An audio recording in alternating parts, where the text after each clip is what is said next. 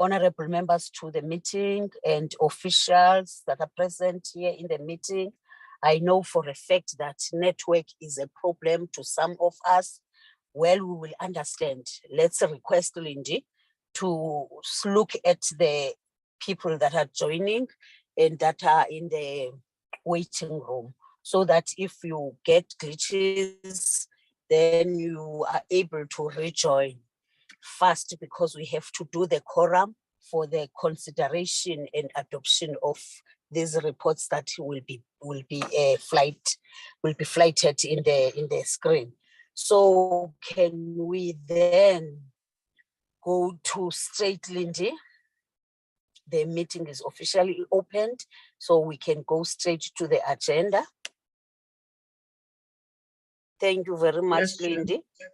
Yes, Lindy. Can you introduce who is in the meeting and who is not in the meeting, and include that, or add also the apologies for those that have apologized?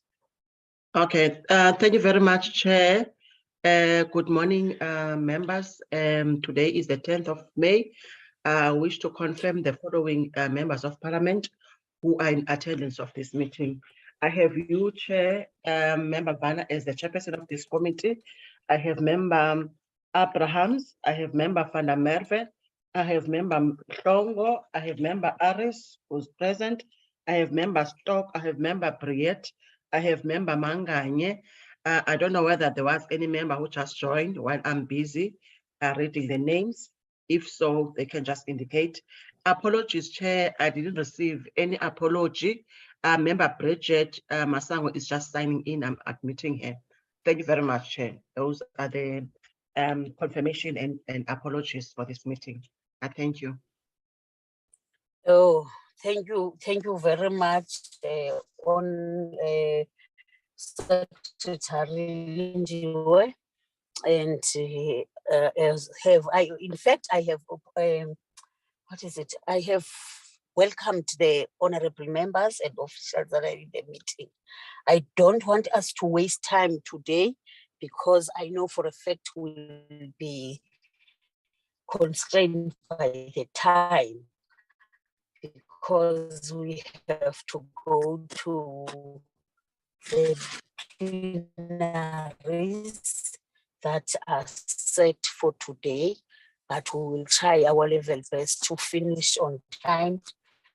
And those that are going to get to the bus and be able to get to the bus, and those that are going to join virtually and be able to join.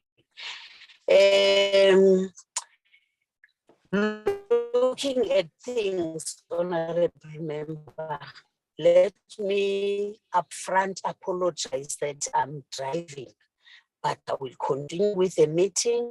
But if I happen to get a sort of kicked out of the system, I would like to request Honorable Manganye to please hold a fort for me when you manage to see that I have been kicked out of the system, since I'm driving, honorable members.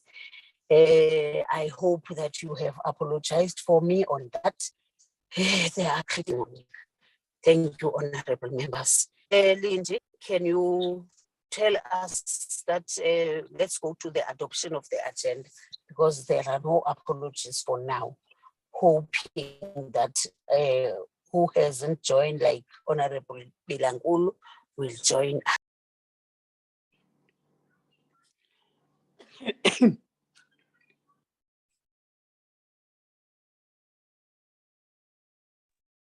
Good morning, Chairperson. Good morning, colleagues and everyone in the meeting. I would like to adopt the agenda as presented, please. Thanks. My name is Bridget Masango. Thank you, Chairperson. This is Member Murray speaking. I want to second the adoption of the agenda. Thank you.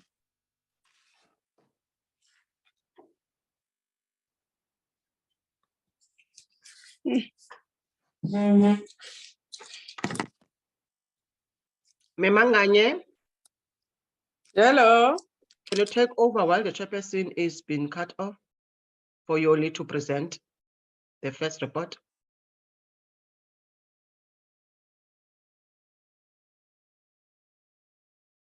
Yoli can take us with the report. Okay. Good morning, members. Good morning, my colleagues who are here with me. Thank you for this opportunity. Can I just get a guidance from the members, which approach I should take?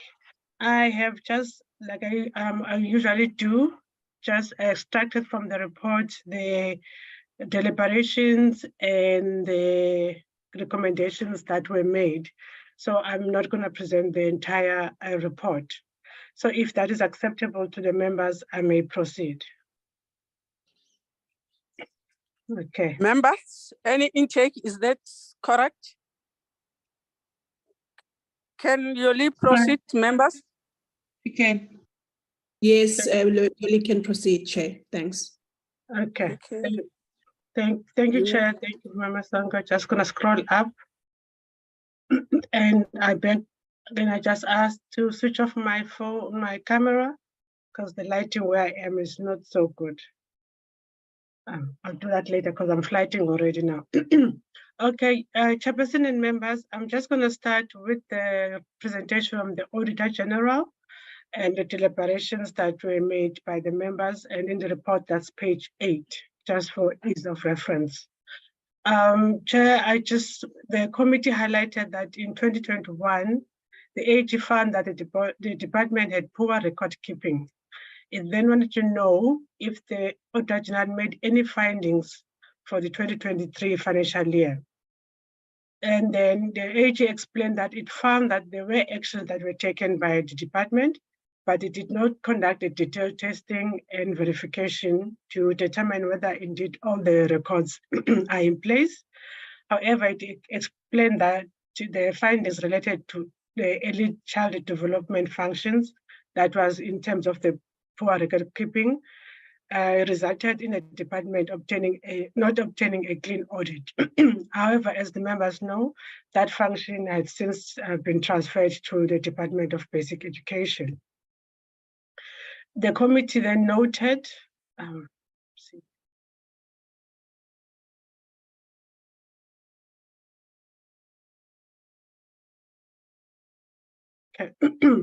it noted the recurring finding on the vacancies in the critical positions in the department, particularly that of the Chief Financial Officer and the CEO and the Director General. And it noted that these positions have been vacant for a number of years now. Even the Office of the Auditor General had agreed with the committee that this issue is a serious issue of serious concern with it, and it had raised it with the minister. Then the next one, Chair, was there.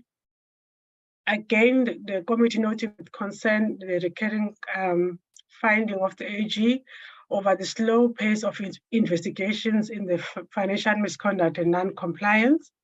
And again, the AG agreed with the committee that this remains an issue of concern and its focus area, and it has been engaging with the accounting authorities in terms of finalization of these investigations and institution of consequence management in line with the recommendations of the investigative report. It is also a reason that it had obtained commitments from SASSA CEO to indicate how SASSA will deal with the backlog cases and implement necessary consequence management. Once AG has finalized the audit reports, it will report back to the committee on whether there were any improvements in terms of finalization of the investigations. The committee expressed a concern that social grants payments are still made to ineligible beneficiaries due to the outdated databases used by SASSA to validate SRD grant payments. This was also a finding of the Auditor General. It then wanted to know if AG had observed any improvements in the quality of the databases. AG reported that it had seen a significant improvement in some of the databases, and also looking into take into account that the implementation of the means test, which has resulted in the reductions in the number of ineligible payments. The next one, a concern raised by the committee, was over the closure of the post office branches and the impact this will have on the payment of social grants. The AG reported that it is closely monitoring this through its team that is auditing the post bank to determine if there are any mitigation plan that have been put in place to ensure that beneficiaries receive their grants. The outcomes of this audit then will be reported to the committee at a later stage. So these are the deliberations I managed to capture with regard to the presentations of the Auditor General.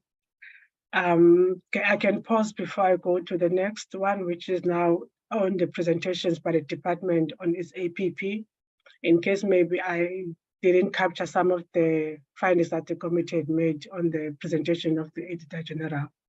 If there's nothing, I can proceed to the next one, Chair.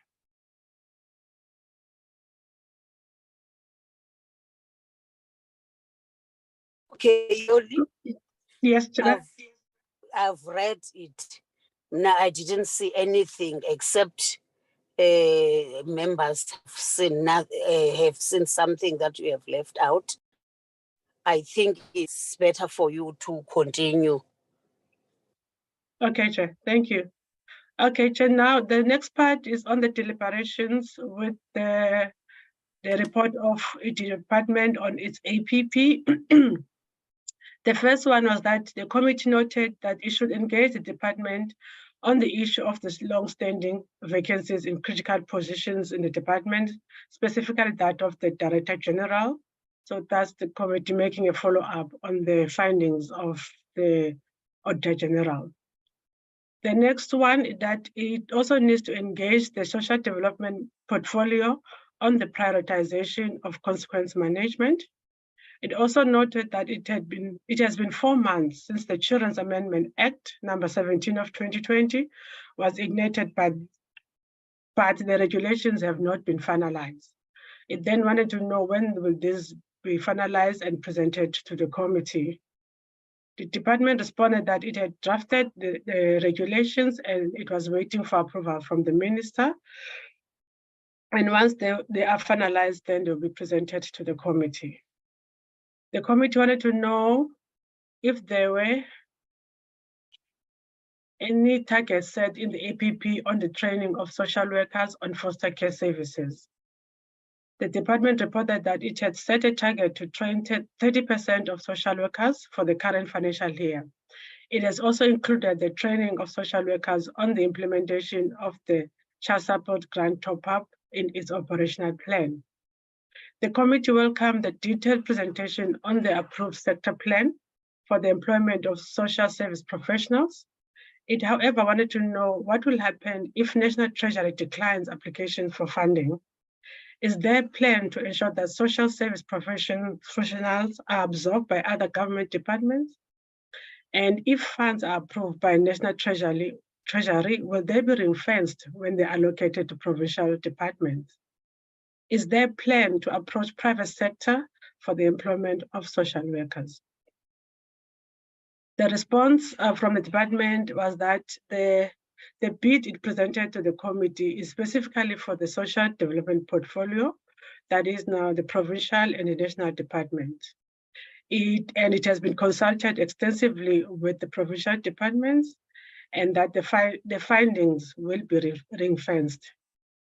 The provincial CFOs and premiers will also ensure that these funds are spent for their purpose.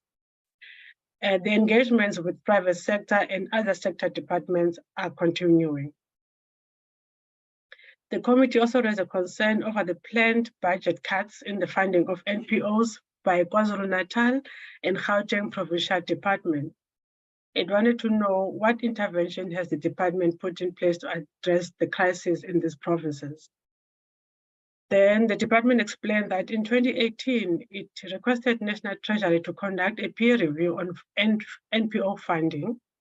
The review identified that DSD is underfunded by over 12 billion at that time. And out of that, 9.2 billion was for NPO funding. Over the years since then, a number of provinces cut their funding. With regard to the two provinces, that is now the KZN and Gauteng, the minister and the department have intervened and the budgets have been reviewed. And then the committee should acknowledge that the department is operating within serious budget cuts. Because of that, there are various disparities between provinces when it comes to NPO funding. This is similar to the situation of employment of social workers. The department needs more funding in order to fund the NPOs and deal with the scourge of the social ills. Then the committee reiterated a concern over the rise in teenage pregnancy, substance abuse, substance and drug abuse, gangsterism, gender-based violence, and femicide. It felt that it has not conducted effective oversight on the department's programs to address these social ills, to assess their impact and progress made. The department explained that it can present detailed information and impact of these programs to the committee. Substance abuse is an intersectoral matter, and when coordination is not working as expected, it makes it difficult for this program to have the desired impact. It also conducted a study with the Human Science Research Council, which identified that alcohol is the biggest substance of abuse, and followed by drugs. The Department of Trade and Industry is mainly responsible for intervention on sale of alcohol. It has been in the process of amending the Liquor Act for some years now. The study further found that the mixture of heroin and cannabis is the biggest problem in South Africa.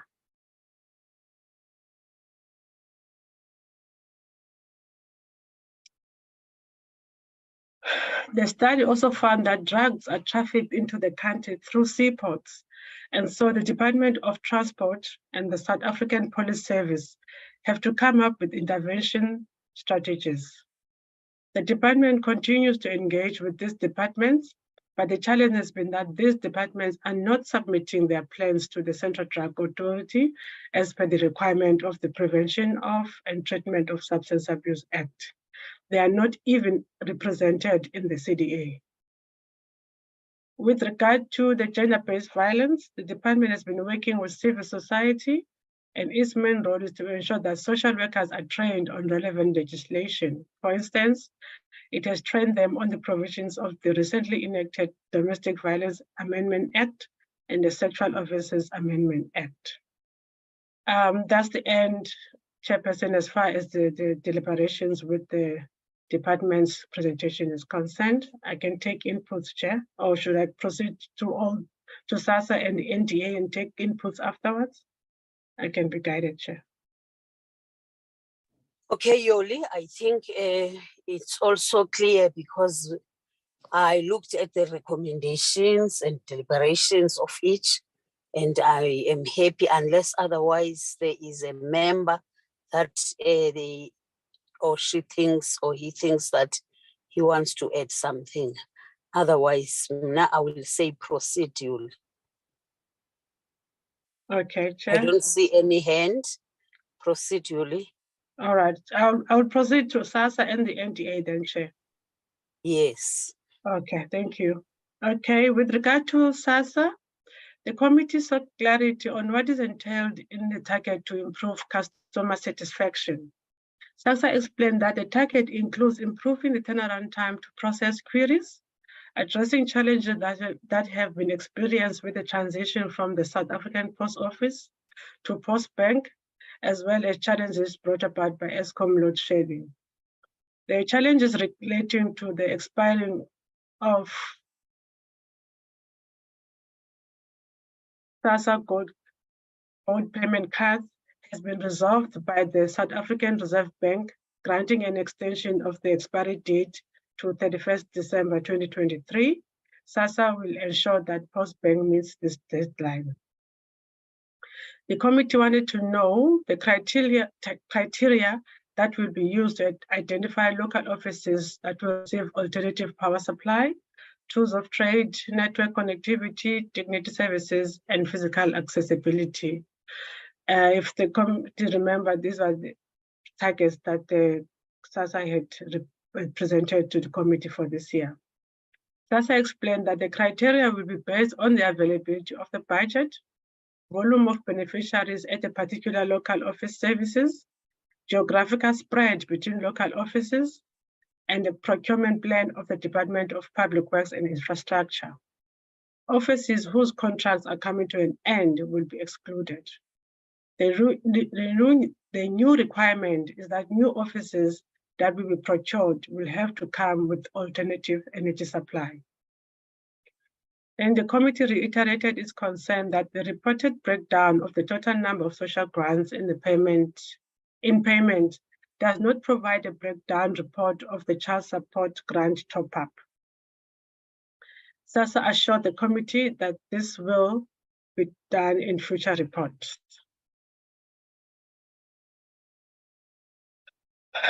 Then the committee reiterated its concern over the high rental costs or property lease costs, even though a number of these offices are not in good condition.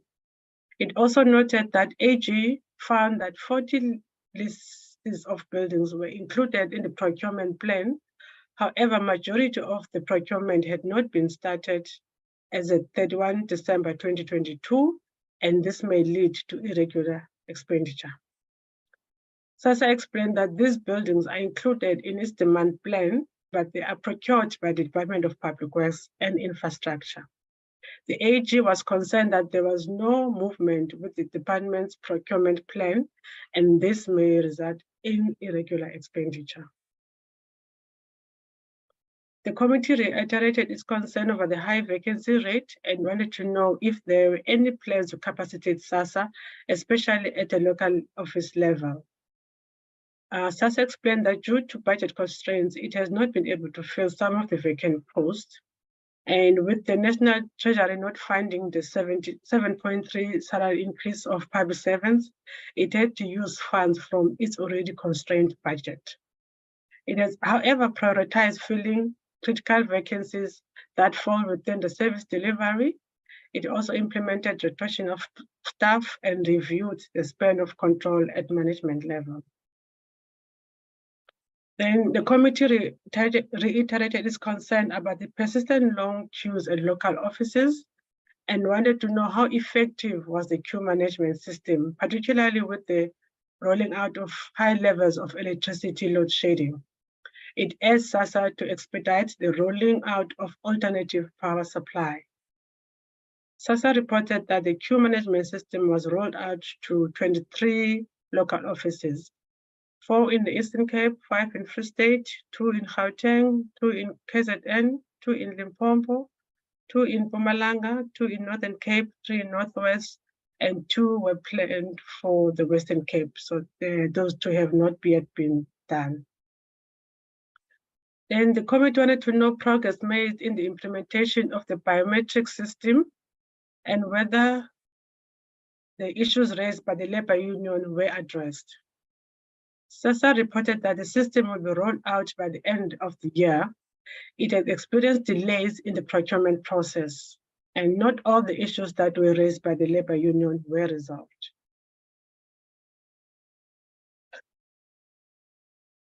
Another concern raised by the committee was that considering the increase in teenage pregnancy in South Africa, the committee wanted to know what would SASSA attribute the gradual decrease in foster care grant and in child support grant. SASSA explained that the decrease is likely due to the implementation of the child support grant top-up. It was not certain why there has been a decrease in the child support grant, but a review was conducted and found that a lot of beneficiaries were receiving grants, a lot of beneficiaries that were receiving grants were employed and falling out of the income threshold. And then the committee wanted to know what considerations have been made in order to ensure that the issues that have been affecting SAPO do not affect SASSA in achieving its targets. It was concerned about the recent event where beneficiaries had to sleep over at the SAPO branch office because Postbank ran out of cash. It wanted to know if there are no preventative plans to ensure that this does not happen. It also wanted to know if there's any possibility of insourcing payment system as a possible solution to the continuous challenges with the Postbank and Post Office. SASSA acknowledged that financial challenges at SAPO is one of the big risks for SASSA. It has observed high number of beneficiaries who have migrated to other banks. The running out of cash was against the terms of service level agreements. However, the challenge also involves the amount of cash security companies delivers to those to the Postbank. The committee further wanted to know what interventions will SASSA make in order to ensure that the target on 5% procurement from women-owned SMEs will be implemented. In what sector would this be? SASSA reported that it reviews its supply chain management policy to include specific goals prioritizing Black women-owned businesses, youth, and people with disability. This will be monitored over the medium term. And then the committee also wanted to know what interventions will SASSA make to ensure that the 95% target for processing COVID-19 SRD grants is achieved. SASSA explained that without system challenges, it normally achieves 99%. It also shifted payment days by 1 day to accommodate beneficiaries who changed their bank details from Postbank to other banks. Postbank has also introduced a cardless transactions, which were used in the payment of SRD grants, and now will be rolled out to other social grants. Cardless transactions are viewed as a better option to try and reduce the volumes of number of gold cards that have expiring dates. But it is an option that cannot be used by everyone. They can probably be used more. They can be more user-friendly to child support grant beneficiaries, I guess, because the beneficiaries may be a bit younger and more comfortable with using technology. The committee also sought clarity on what the private call center is for when social grant applications are done online.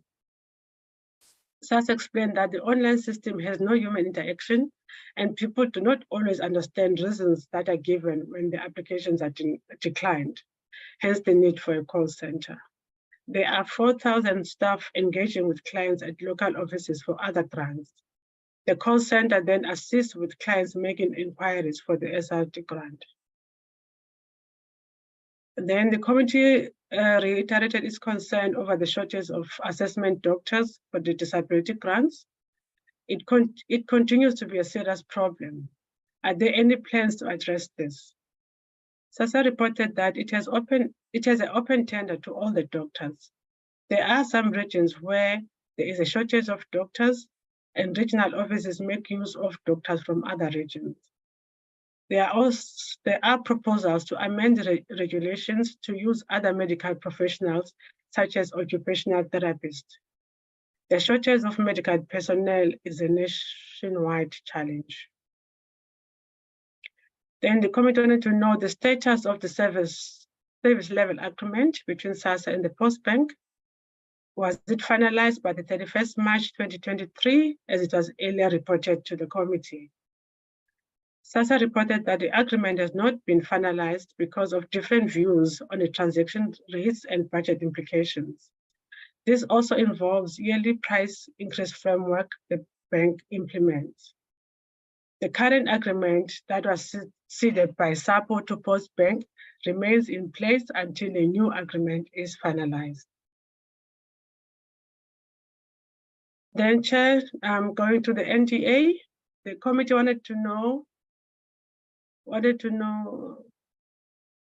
the reasons for the delay in the funding and approval of the turnaround strategy and appointment of the CEO. The NDA explained that the strategy changes the perspective with regard to the core mandate of the NDA to move from focusing on funding of SCOs to focus of specific people who are trapped in poverty. In April 2023, the NDA signed an agreement with the German apex body, in with brackets, the DGRV, this was given at the presentation, to define the pathways of taking people out of poverty so that donors can be approached with a clear concept. The NDA is also in the process of reviewing its structure and skills capacity. And the strategy was developed when there was no board and a permanent CEO. The process started before the board took office. A workshop was held where the turnaround strategy was presented.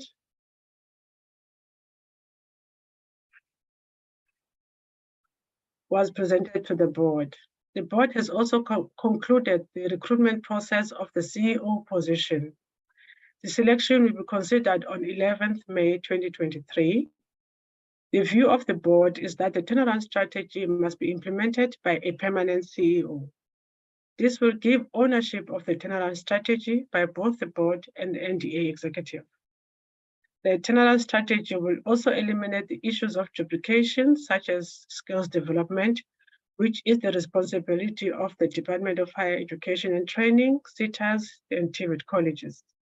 The NDA will only work in partnership with these institutions. Okay. The next one, the committee sought clarity if the NDA is still going to fill all the vacancies, even though compensation of employees accounts for 90% of the budget, which leaves only 10% for the implementation of the core mandate of the NDA, which it implements through Program 2. It is concerning that this program continues to be underfunded. The NDA acknowledged the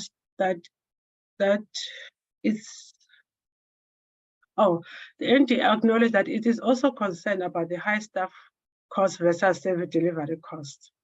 It will be embarking on an organizational review that will look at reducing the cost of employment. The plan that has been budgeted aims to fill critical vacancies such as CEO and other critical vacancies in the provinces. In all, the NDA has 323 vacancies and 107 positions were funded for the current financial year. Then the last one, the committee reiterated its concern for its request, for a list of organizations that the NDA has supported, as well as poverty eradication projects. The NDA undertook to provide the committee with a detailed report on the list of organizations funded, nature of the support provided, and impact analysis. Thank you, Chair. That's the end of the deliberations.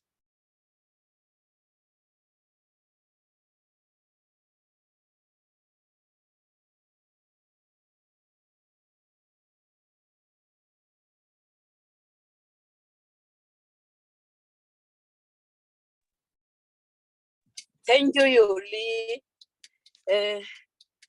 Honorable members, that you think you would love to add on what Yoli has presented. Can I check that? Are there any hands? Honorable Alex, over to you. Yes, thank you, Chairperson, and thank you to Yuli for the great work on the report. Mine is not so much on the report, but rather a request, and maybe it's a request for the committee secretary to follow up. But we always have this problem of where we ask for information from the department, the entities, and it's not forthcoming. So in this report, it's again highlighted that, you know, we've asked the NDA for this list of the CSOs that they've been working with. And, you know, we've also asked SASSA to give us the breakdown for the child support grant top-up. And I remember the CEO confirmed that the committee has asked that this be a separate line item, the child support top-up, but they are still presenting it as a bulk reporting with the normal child support grant. So the request is just maybe to follow up with the department, the entities, when will they be sending the information we've asked for? Thank you, Chairperson. Okay, Alex. Yoli? Yes, Chairperson. Oh, Do you- Maureen. Do you understand what Alex is talking about? Yes, I do, Chair. Okay, that's good of you. And then, is there any other member? Polnit? Thank you, Chairperson. Also, I also want to find out from you on this report. We spoke about the post office and we heard the problems that the post office are having. Remember when we were at the workshop, I told you that these post office is going to be liquidated and we're going to have a problem with Postnet. And as you can see, last week we did have a problem where the people were sleeping at post office because there wasn't enough money. I just want to know, did the department speak to the post offices? Are they going to get separate offices for these people to get paid because post offices are closing and Post Bank is a separate entity? Are they going to have extra offices? Are they going to, did they work out anything for the next payment? Are we going to have the same problem next month? Or did they come up with a solution? How are they going to solve this problem that we had from last week? Thank you, Chairperson. Polnit, are you asking from the department? Yes, I'm asking from the department. I just want to remember last week. Are you aware? Sleeping. Wait, Polnit, are you aware that the department is not part of this report? Do you want to add anything? Do you want to add anything? No, I just wanted to. The only thing, the reason why I'm asking, I hear what you are saying that the department is not there. No? I just wanted to bring it under our attention that we spoke about the post office. I just want to find out, are they speaking to the post office to hear what are the plans for the next payment? How are they going to treat these old people for next month? Because we know the post office are having a problem at the very moment. So I just wanted to find out about that. Are we going to sort that problem out now so that next month the people don't sleep with the same problem? Thank you, Chairperson. There was someone who was saying, Chair. Yes, it's me, Chair. Yes, no, it's me. Yeah. Honorable Aris. Okay, let's finish up this point. What is needed? Hello, what is needed is that you have really to try and put this, what has been said by Polnit, in a manner that it was discussed. If it was discussed the way Polnit has put it, you have to try and make means of putting it in the report. Otherwise, there is no answer from the department because the department is not part of us. And also we have to ask all what we have concerned and that was discussed on that day. Okay. Who's saying Ndim? Yes, it's me. Chairperson, the other thing that was also raised is the issue of the cardless payments and the concerns that was raised in terms of the cardless payments and the fact that people are not really informed about the decision to go to cardless payments and the impact the cardless payments will have.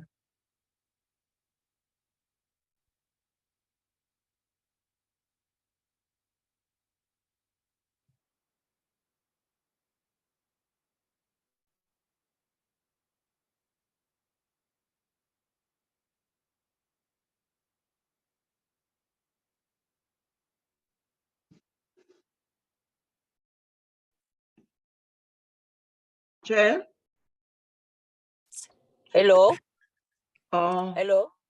okay. Oh, I was saying, even the point that is being put by Honorable Aris should have a way and be phrased in such a manner that it was discussed and it's a concern that was discussed by the day. So I did raise it last week, Chair. I did raise it.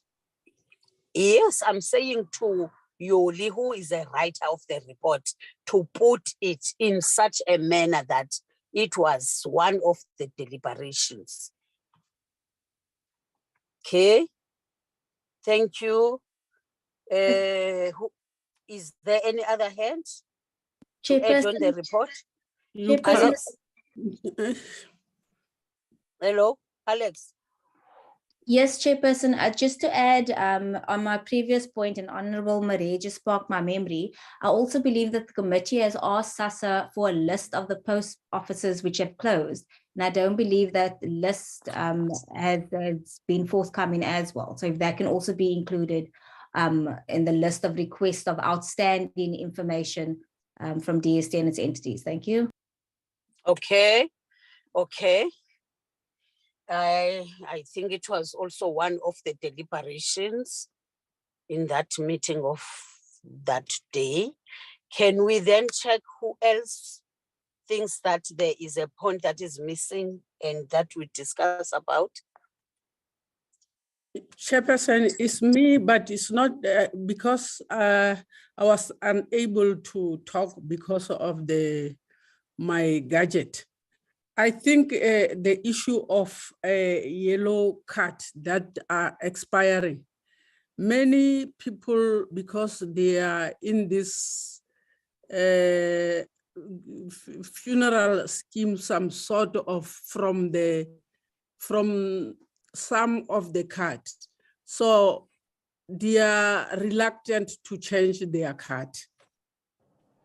So I wanted to bring that so that we must know that people are informed. But most of the people, they ask you, we have joined these cards because we are also paying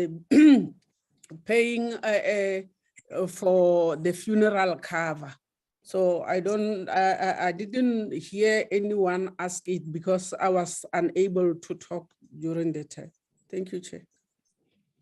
Okay. Yoli? Yoli? Sorry, Chairperson. Yeah. It's Bridget. I'm sorry. It's Bridget. Bridget. I cannot put my hand up for some reason this morning on this gadget.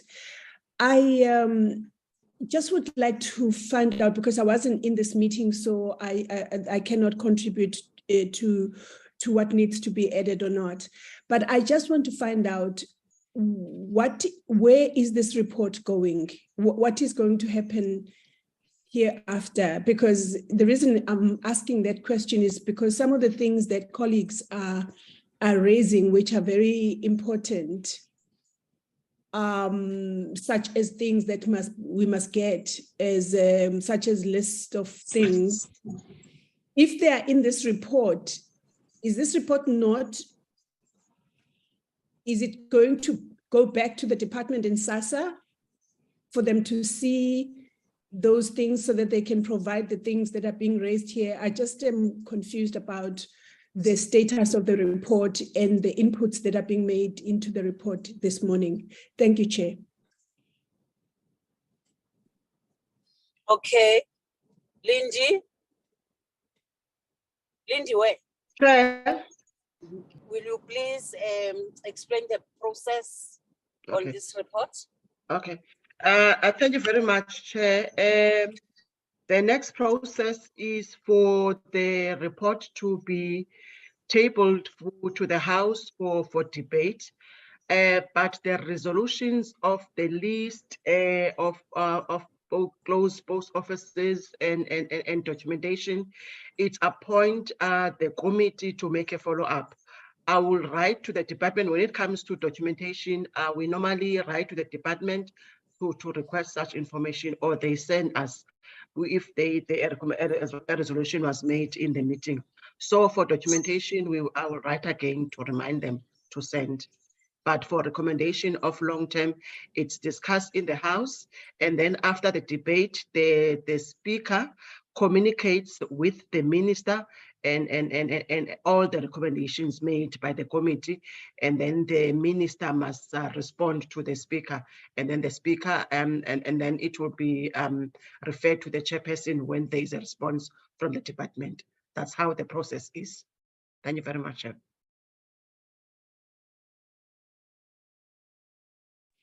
That's the process, Honorable Masango. And that is what is going to happen about this report, which we still have an opportunity for us to raise all what we think we have to raise, especially things that we discussed in their presence. And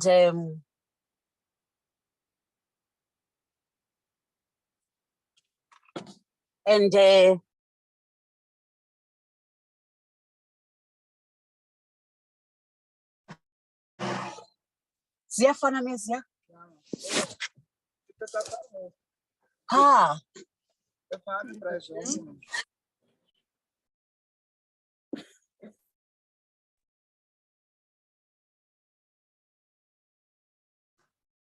Chairperson. Chair? The two chair must mute because she Yo, was speaking. Honorable members, you have heard the process or what is going to happen about the report. And now that Honorable Masango is clear what is going to happen, is that we have to raise all what we discussed, and at the ultimate end, they have to respond in some of other issues that has been raised. What is it that is next, Lindy? Now that it's done. Chair, we just need to call for the mover and the seconder of this report, and then we move to the next report, Chair. Okay. Sorry, Ms. Lindy, before we do that, you must do the recommendations.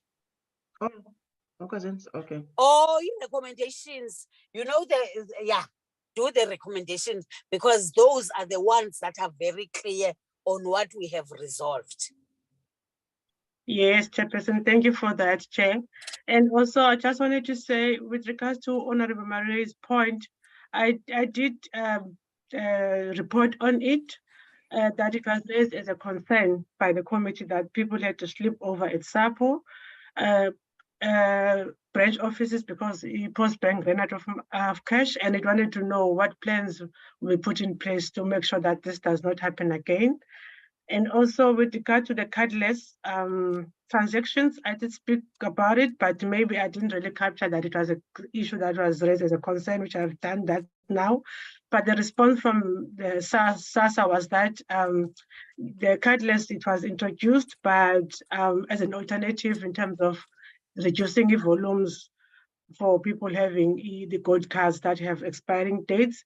But it cautioned that these cardless transactions will not be user-friendly, or they're not by everyone. Probably can be those beneficiaries that receive the child support grant, maybe because of their age, because most of the moms or parents or caregivers are young, so they can be able to use the cardless transactions. So that was captured in the report. Okay, Chair, I just thought I should say that. And then I'm now gonna flight so that the committee can see the recommendations that were made, which hopefully then the members can assist in making sure that we tighten them up to address the challenges that, or the concerns that they've raised, Chairperson. Okay, with regards to the Department of Social Development, just to say, Chair, I made a note on the report, but now I just didn't copy and paste it here, that some of the concerns and the recommendations that the committee has made or is going to make now are repeated because we had raised them in the previous reporting cycles as well. For example, one regarding the appointment of the Director General and the Chief Financial Officer in the department, particularly the DG, it's been raised, I think, the past 2 financial years, if I'm not mistaken, when the committee made the recommendation. It's certainly there in the last year's BRRR. Go check that one. So then, Chairperson, I then thought, okay, before we were giving it a year for a department to address this, but until to date, the position is still vacant. So the recommendation then I drafted is it reads as such. The minister should ensure that the department within 6 months from the adoption of the budget for 2019 by the National Assembly fills the vacancies in critical positions, particularly that of the Director General and the Chief Financial Officer. Before, Chairperson, it was for within the financial year. Now I reduced it to 6 months, but the members may advise if that is what they want.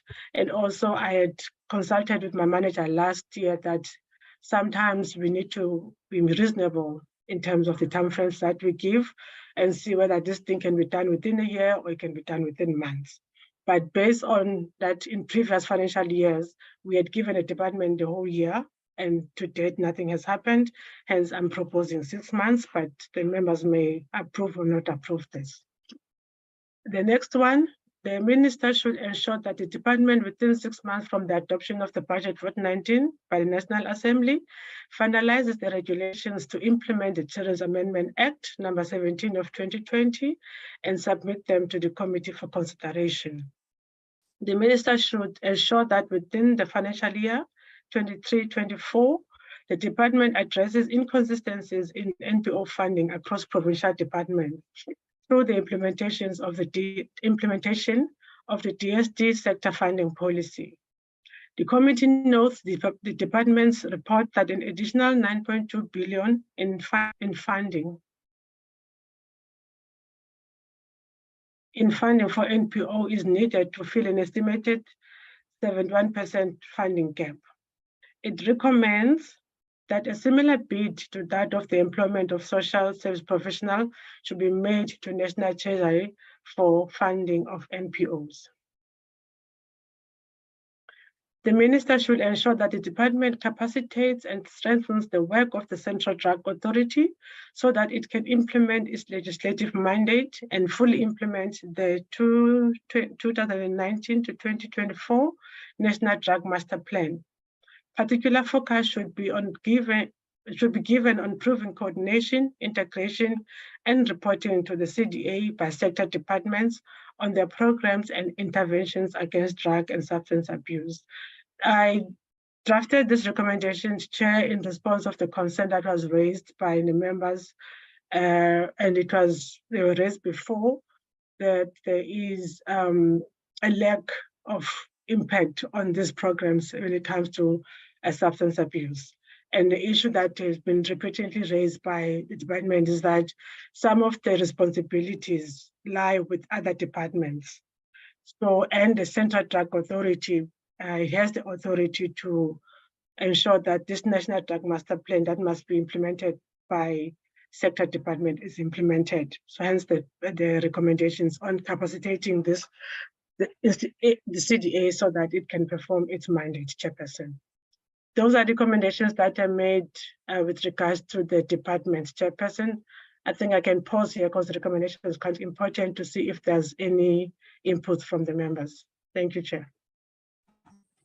Thank you, Yoli. Are we saying honorable members for now? Chair. Hello? Good morning, Chairperson. It's Liesl. Yes, Liesl. Good morning, Chairperson, and good morning to the colleagues. Thank you very much for the opportunity, Chairperson.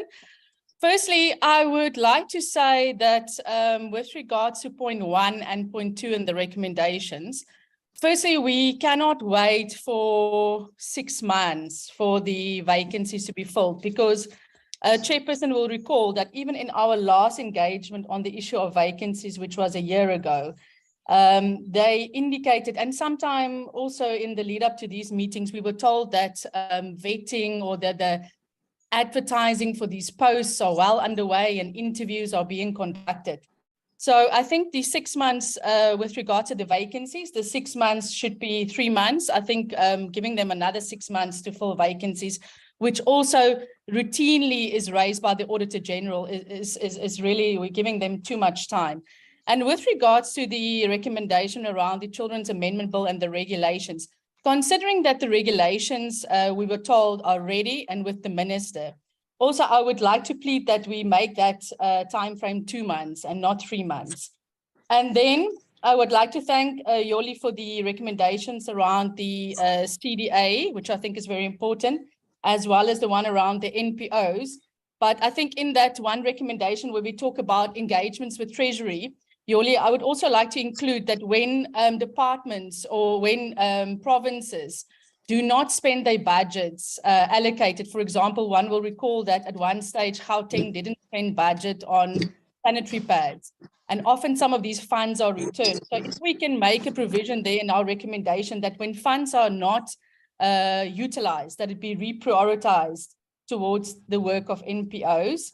And then I was just wondering, I think with regards to our recommendations, I think as a portfolio committee, we often raise this issue of the fact that many of the department's programs are contained in the black and white text that they present to us in portfolio committee meetings.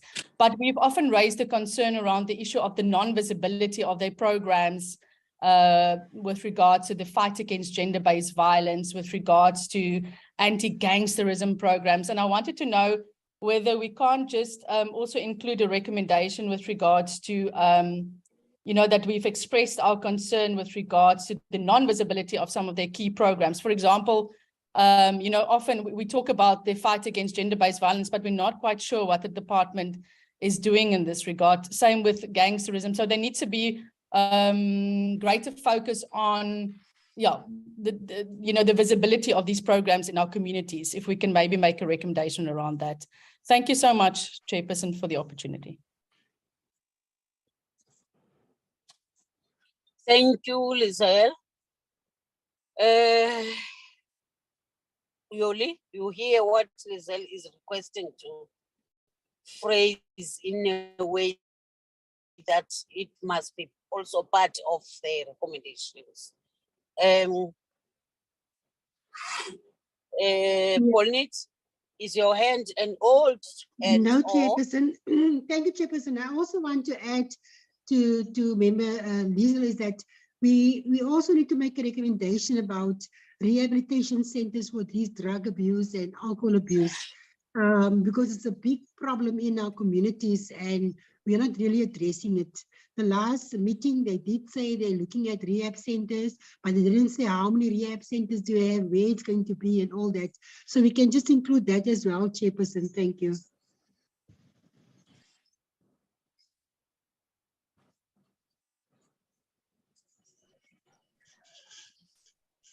Sorry, Chair, I'm a bit, I don't understand that point. Sorry, you want the committee to recommend that there should be rehabilitation centers? Yes, Yoli. Remember in the last meeting, on one of the slides, they were saying that they are busy with the rehab centers and they didn't say which provinces or regions they're going to do that. But if you look at our social condition at the moment, more and more of our children that is using these drugs, they're becoming mentally disabled. Okay, So thank it's you, going to Polnit. become a problem of I SASSA, think where you're SASSA is going to make payments for these children that can't look after themselves. So we have to look at the rehab centers. How are we going to implement these rehab centers? Okay, I think Yolisa is listening to that. Who else wants to add? Yes. You know what crossed my mind?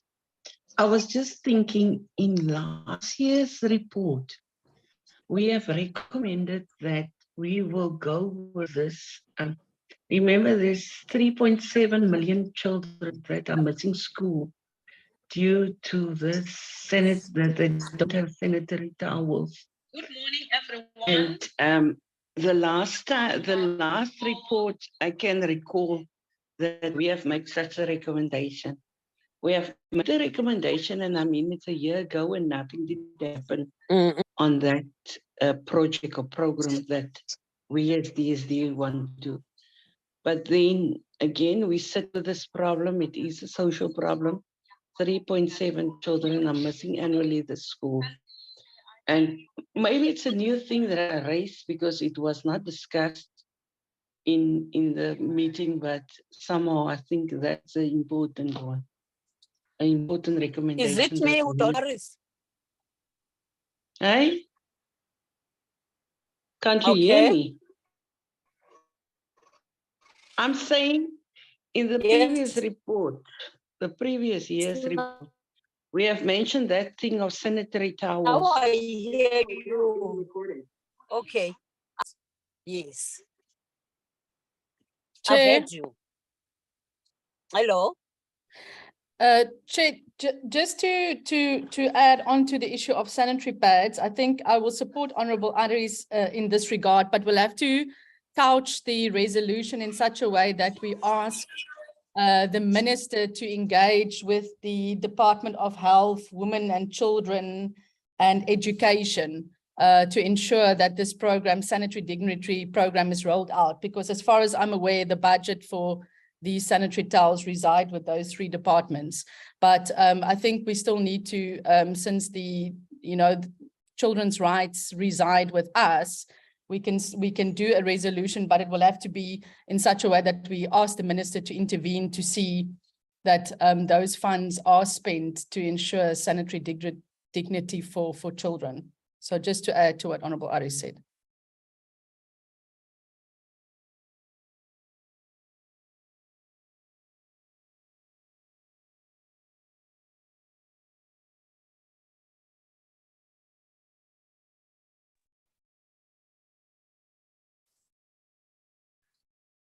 Ukhona, Chair? Chairperson?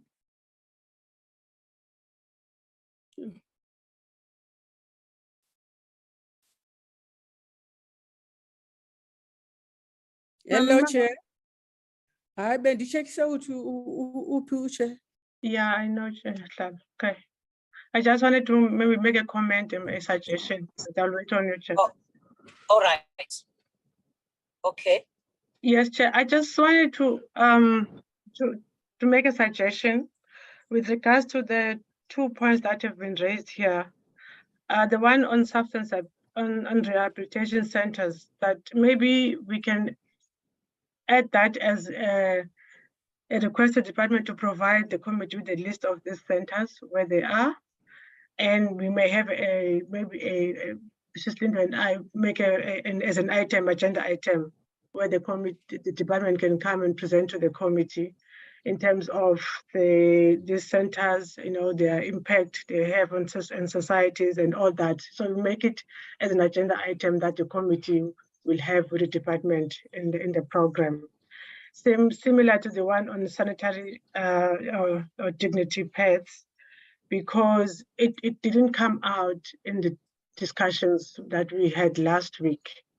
Maybe, like Aris is saying, we can then have it as a follow-up to what that recommendation was made before, and then we call the 2 departments concerned so that they can come and present this program to the committee, so that the committee can have more details on what this program is about and what challenges have been encountered with regard to this program.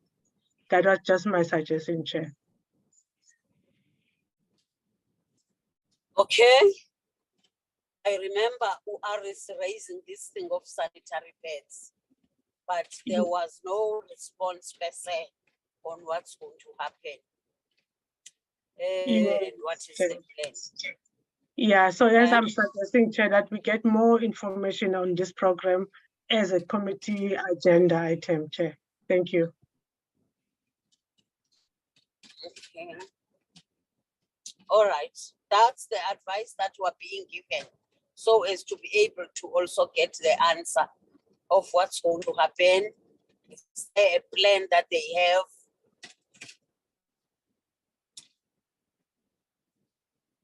No comments on that? Yeah, we agree, Chair. Okay, thank you, Honorable Manganyi, to agree on that. Can we then adopt the report that has been forwarded to us and presented to us? Sorry, Chair, before we do that, I need to proceed to SASSA and the NDA. I just paused from each department recommendation. Or you also want to read all of them because they are interlinked, right? Yes, And then Chair, discuss. yes, Chair, because it's Okay. recommendations. Can do thought me, I maybe- understand. Okay, Chair, that we give each set of recommendations space for a committee to engage on them and advise me what to include, and then I go to another set in terms of the NDA, that you just read through them, Chairperson, because it's quite important. Okay, Chair. So now I'm reading recommendations for USASA. The minister should ensure that, I did just to say to the members, before I proceed, Chair, sorry, before I proceed, can I then get an indication that the committee agrees with me removing 6 months to 3 months and then removing 6 months to 2 months? So it's in agreement of that. So I just wanted to get that, Chairperson. So I'm going to change that as was put into this meeting. Yoli, I didn't see any hands disputing on that. Okay. I think we have to just correct it. If anyone has something to say on that, she has to raise hand, but I don't see a need such. But I thought, okay, let's continue again with the SASSA and NTA recommendations. All right. The minister should ensure that within the 2023-24 financial year, that SASSA and Postbank put in place measures to eliminate all persistent challenges in the payment of social grants. Most importantly, that Postbank meets the South African Reserve Bank deadline of renewing expired SASSA gold cards by 31st December 2023. The two institutions should also be assisted at an interministerial level. It is a serious concern that the most vulnerable population of the country keeps on being subjected to hardships brought about these challenges. In relation to the aforementioned, the minister should ensure that within 6 months from the adoption of the budget vote 19 by National Assembly, SASSA and Postbank finalize their service level agreement and submit it to the Portfolio Committee for consideration. The minister should ensure that SASSA within the 2023-24 financial year amends regulations that regulate the use of medical doctors to conduct assessments for the disability grants to expand it to other qualifying medical professionals. The minister should ensure that SASSA within the current financial year implements the beneficiary biometrics system working in collaboration with the labor union. Maybe just before I proceed to the NDA, Chair, based on the inputs that were made by members now, the first recommendation is an attempt to try and have the committee's say on the issue of Postbank and the challenges that have been experienced in the payment of social grants. So this is how I crafted it, Chair. I can take inputs from the members. And then the next one is, I think, is pretty much clear, is about the service level agreement, which I think when that is finalized and implemented, then the committee can even conduct more oversight in terms of this relationship between Postbank and SASSA and the challenges that are experienced there. Then the other one, Chair, was my attempt in terms of the addressing what the committee had raised as a concern, and it was raised even before by Honorable Harris, this thing of the shortage of medical doctors, and it was mentioned in their responses to the committee, SASSA, that there was this move to come up with proposals that maybe it should be, the assessments should also be done by other medical professionals over and above the medical doctors. So this recommendation tries now to push towards that direction, that other medical professionals are considered in terms of assessments or addressing this issue of the shortage of doctors. Okay, Chair, I just thought I should speak to those recommendations. And then just one under NDA, then I can take inputs. The minister should ensure that the NDA within the 2023-24 financial year turnaround strategy is finalized and approved by the board and implemented. The minister should ensure that within 6 months from the adoption of the budget vote 19 by the National Assembly, the NDA submits the long-awaited report on the list of organizations it supports to the portfolio committee. The report should also include nature of the support provided and an impact assessment. I think this addresses what Honorable Abraham said raised earlier, Chairperson. Chair, that's how far I managed to draft the recommendations based on what I had captured from the deliberations, Chair. Thank you.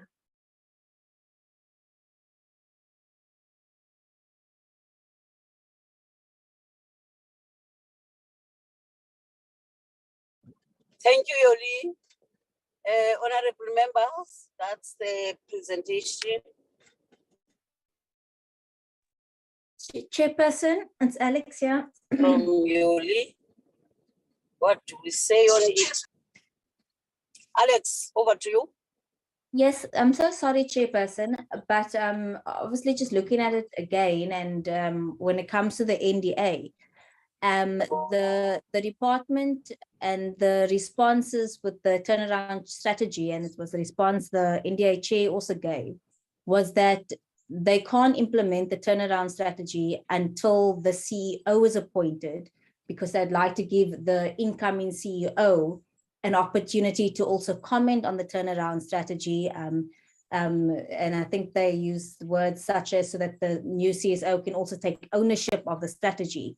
So now I'm wondering if in that first point where we speak about the turnaround strategy, if we can't just add a point where it says also to fast track the appointment of the CEO in order to fast track the turnaround strategy. Are you done? Yes, Alex? Chairperson, thank you. Yes, Chairperson, thank you. That was just the comment I had. Okay. Are you done, Yoli, to present? Yes, Chair, I'm done. Yes, I will add that, Honorable Adams, on that first recommendations. Thank you. Okay. I'm looking for hands for the adoption as amended.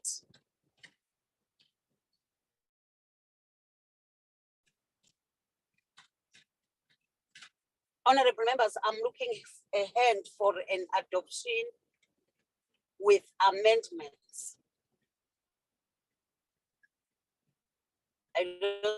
Chairperson, I will move for see the any adoption. hand.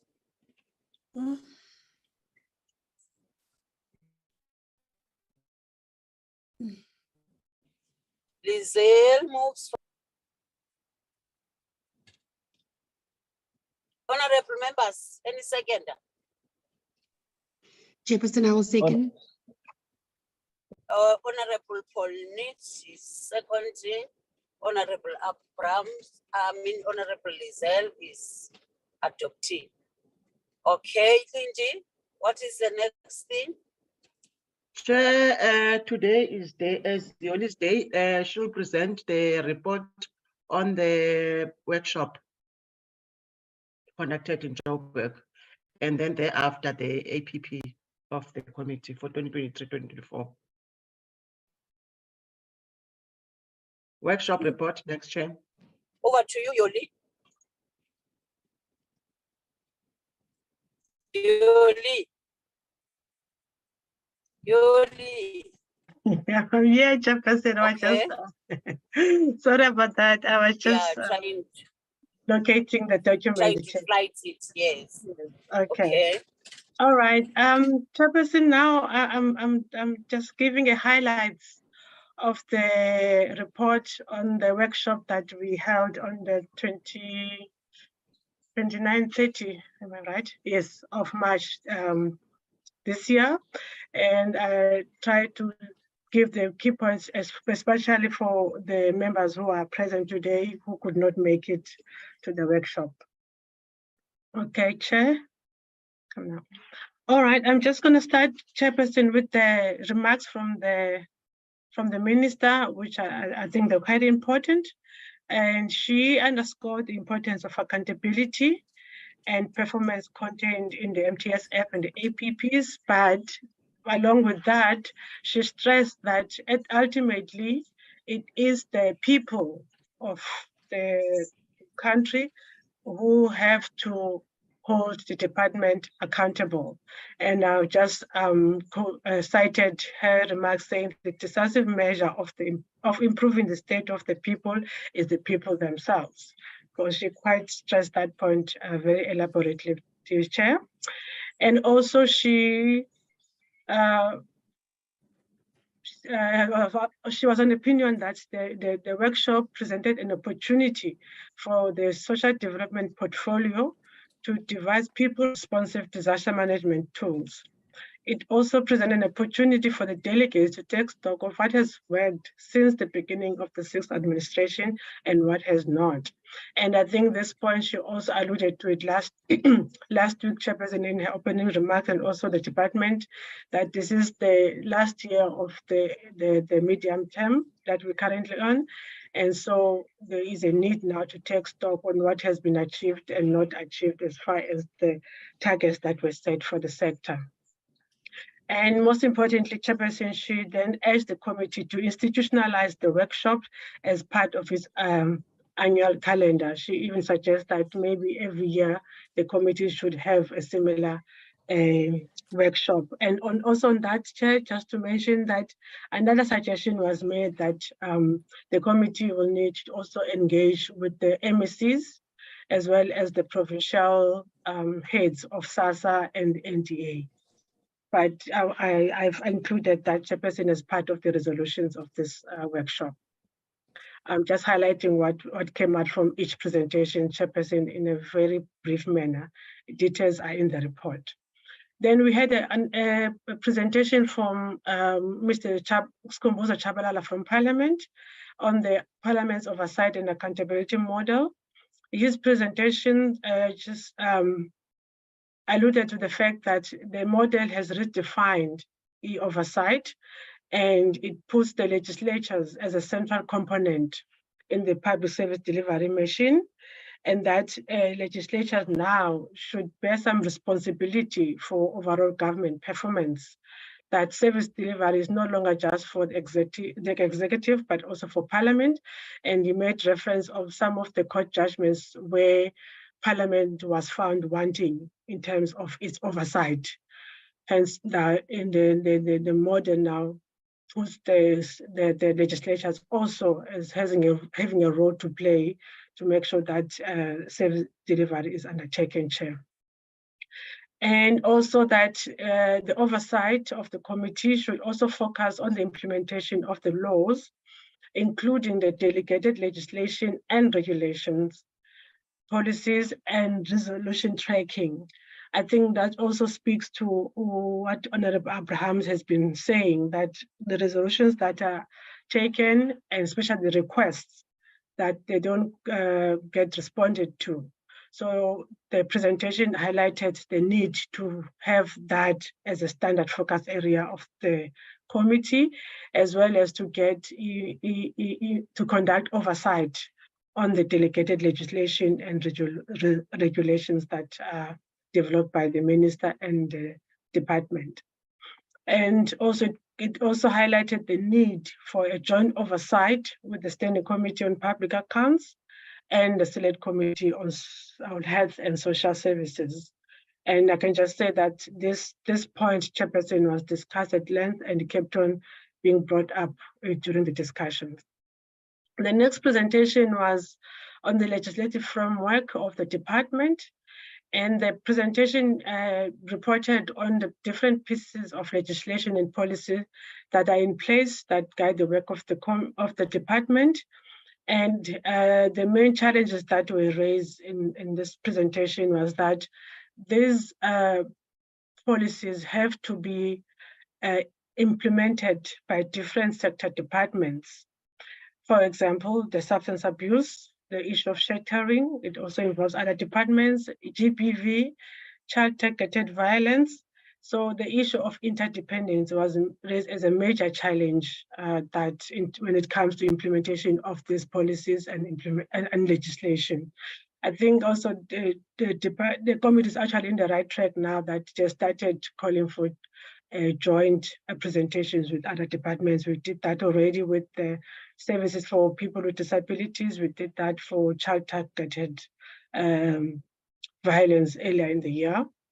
And also, Chair, another point that I think was important that was discussed quite extensively that day was that the other issue that undermines the implementation of these programs and policies is that, especially at the provincial level, is that the MECs are not accountable to the minister, but to their respective premiers. And the Western Cape Department was highlighted as one of the provinces that, using the department's phrase, refuse sometimes to implement what other provinces are implementing in terms of the programs, or even the budget, implementation of the budget. And so that's caused a lot of serious issues when it comes to customization, which the AG also alluded to the fact that it always comes up when they're having discussions with the National Treasury, that the sector as a whole, it lacks customization of the implementation of their program. So that also came as Chairperson on this presentation. And also related to that, there is no overarching legislation governing concurrency between national and provincial governments and other government departments. A mention was made that the Constitution makes provision for these areas of concurrence, but there isn't a specific legislation that regulates that space. And an example was given that with the Department of Health, the minister had to develop a piece of legislation to try and address this gap.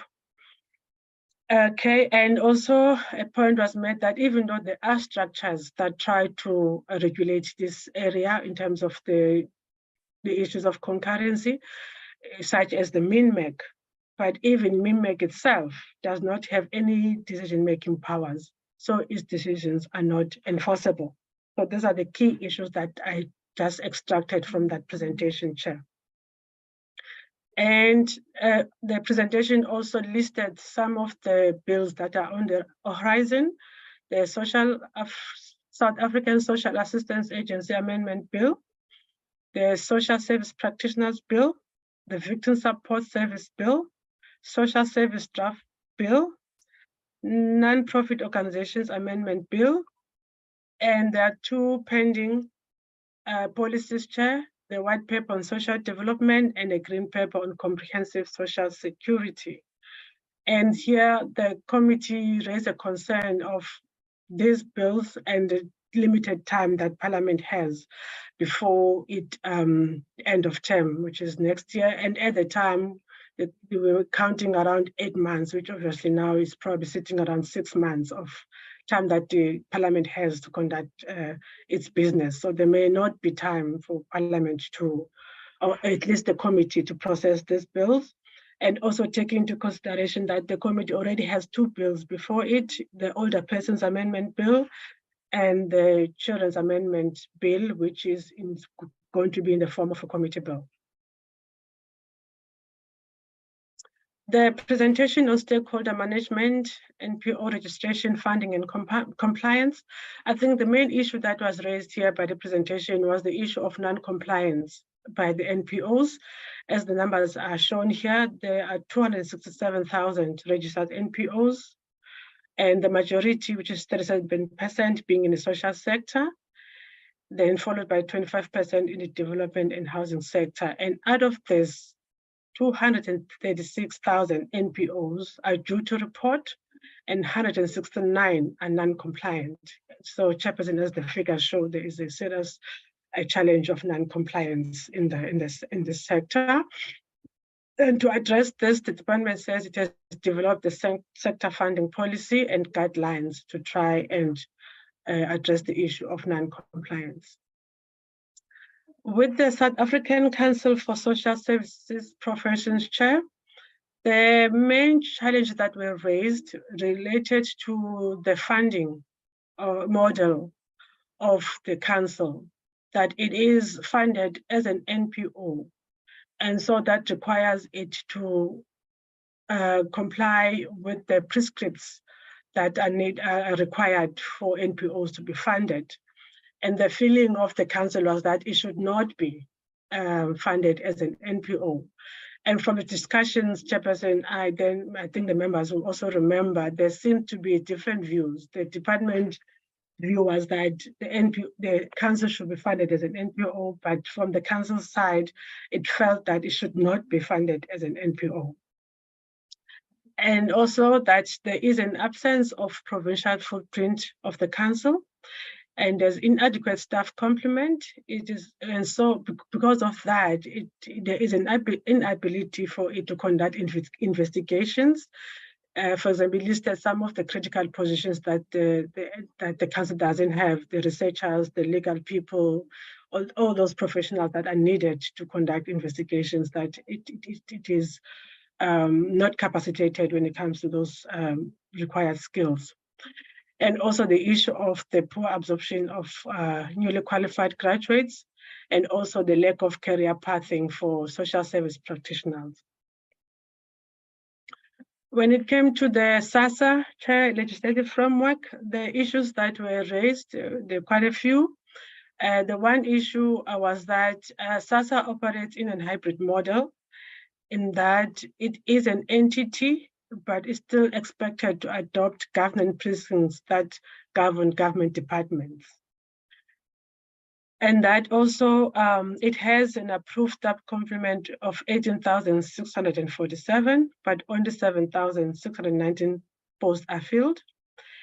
And that there's a nice breakdown of the social grants, but I picked up these two because it was reported these are the two grants that is their value are below the national poverty line.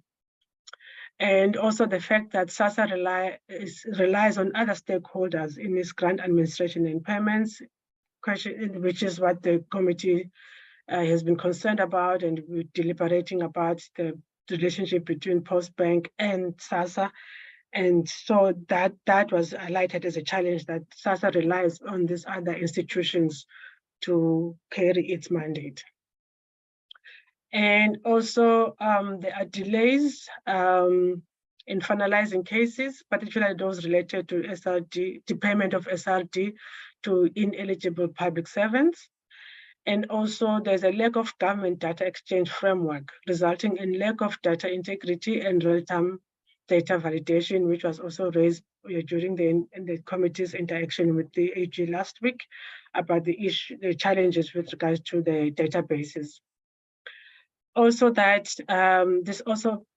this point was also elaborated quite extensively by the presenter, the SASSA's inability to effectively recover debt because those implicated to not have any financial means.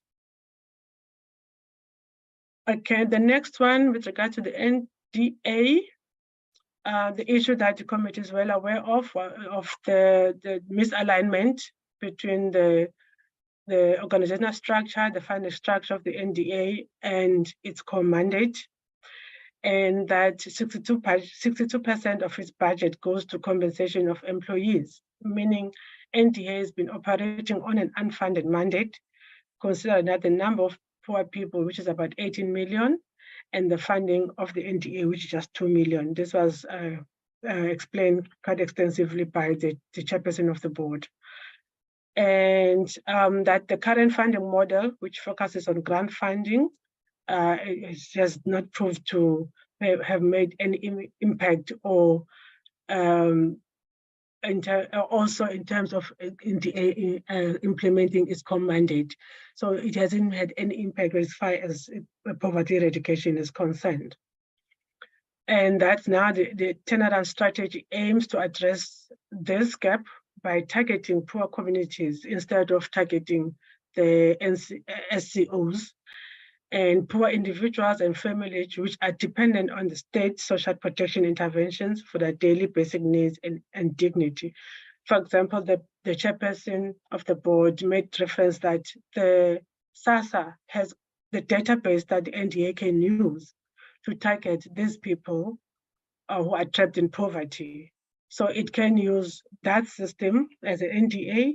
So it actually made a point that the NDA provides long-term intervention, whereas SASSA provides a short-term intervention in terms of the payments of grants.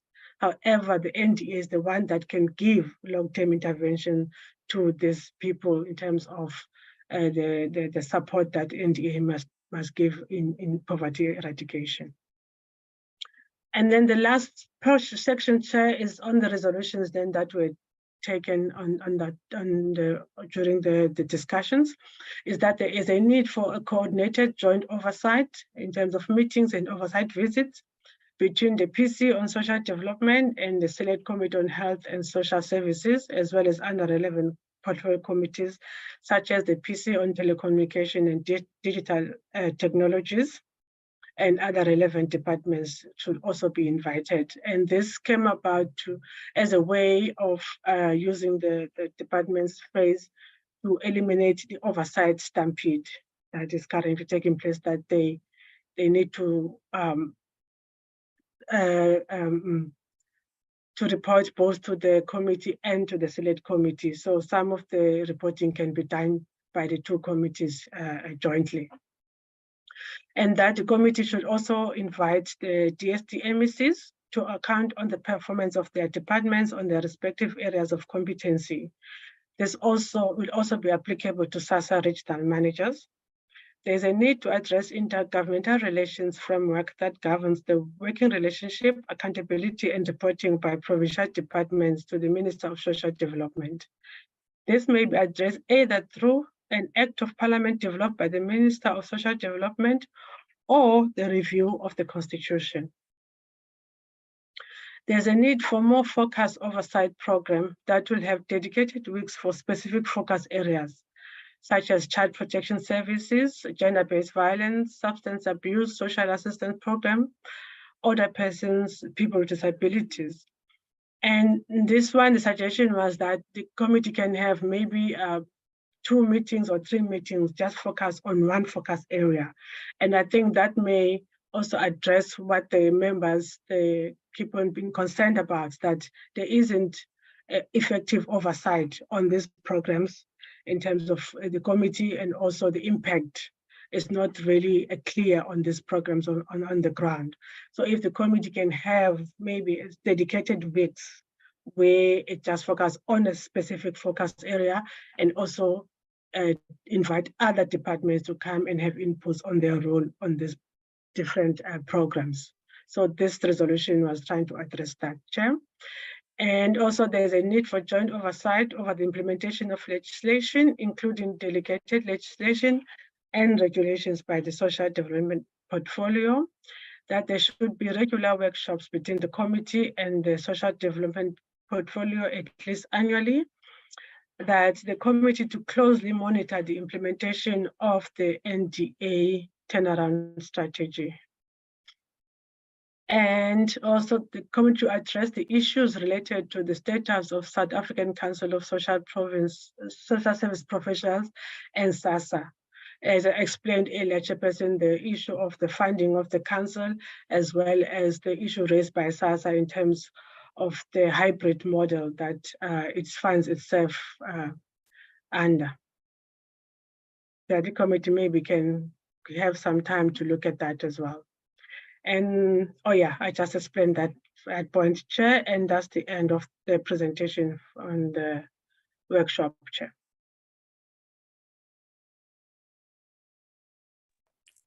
Thank you, Yoli. Members, there's anyone who want to get more clarity or who wanted to add on what Yoli have presented, even those one who were not there. I think when Yoli present this report, they have noted something were, even although they were not around. So I'm giving you members. I can see the hand of Honorable Alexander Abrams. Yes, thank you, Acting Chairperson. I've just got one comment that I see it's not in the report, and it's a comment most of us made while we were at the workshop. And that was the fact that it did not feel like a workshop. Instead, it felt very much like an extended committee meeting. We did not go into any depth on certain topics. You know, we didn't unpack issues like SOCPIN, referral pathways. We didn't unpack programs and sub-programs, you know, which was my expectation of what we were going to do, you know, an in-depth dive into certain other aspects that we've always talked about in our committee meeting. But instead, we were just given longer presentations of much of the same that we discussed in our committee meetings. And yet again, we were rushed and pressed for time. So that, like I said, that comment came up by, I think, most of us when we were there, but I don't see that concern in the report. And if we are going to be doing more of these workshops, then I think it really just needs to be clear of that the department needs to stick to our term of reference and what we are expecting from the workshop, and not just go and do their own super long presentations about the same thing we hear in committee meetings. So that's the one comment. Then the second point that I'd like to raise, and it's something we put in our recommendations on numerous occasions, and it's once again in this recommendation, but we never ever act on it. And that is when we request for MECs to come and appear before our committee. Now, I have written to the chairperson last year, sent reminders again this year, that the MEC for Gauteng needs to come in a request for the MEC of Gauteng with reasons why she should come and appear before our committee. And since my request on the issues that I put forward to the chairperson, there's been many other matters that this MEC needs to come and account to. So here we have yet again, MECs must come account, but when we put the requests into the chairperson, nothing happens to those requests. So that's just my two comments. Thank you, Acting Chairperson. Thank you, Honorable Abrams. Any other person who wanted to comment?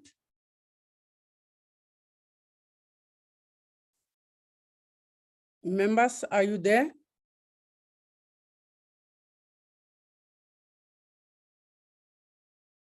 Can you hear me? Can hear you. We can hear you. Okay.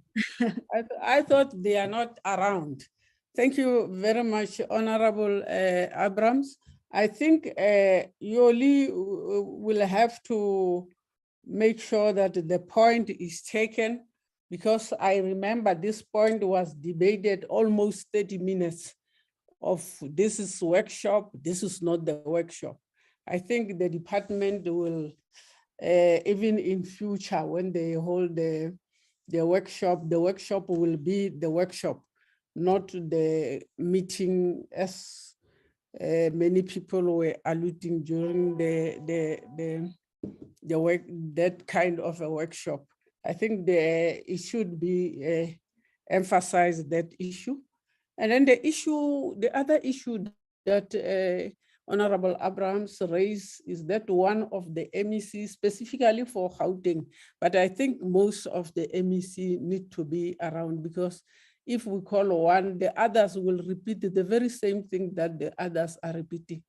In many instances, issues that they're supposed to respond to, they don't respond to. Even if they are here, when you raise a question, somebody just vanish. So the department the chairperson needs to ask the department again to make sure that if we wanted to talk to the MEC, they should be available. Is that correct? It's what you raise. I think I don't see any hands, Yoli. I think if we agree with the report, we should say so of the workshop. I'm putting to you, honorable members.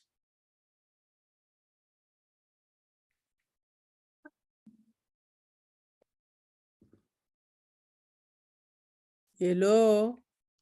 Sorry, Acting Chair, are you asking us to now adopt the report with amendments? Yes, is what I'm saying. Okay, well, I move to adopt with amendments. Thank you. Thank you. Any seconder?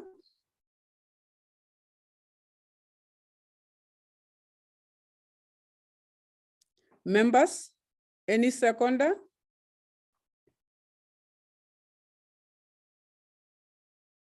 Chairperson, I would like to help you out, but I'm not quite sure if I'm able to second the adoption since I only attended for a short while at the workshop. So I would be willing to second the adoption, but I was only there for a short while, so it might not be procedurally correct. Chairperson, Hello. I want to second because, but I'm worried that I'm taking Member Stock's position now because he's always the one that's seconding. So I don't want to take his position, but I will second this report, Chairperson. Thank you very much. The report is seconded with those amendments.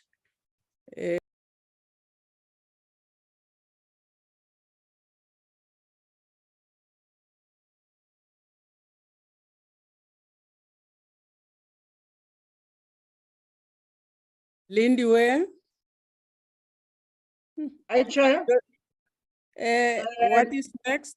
Next item, Chair, is the consideration and adoption of the committee APP for 2023-2024.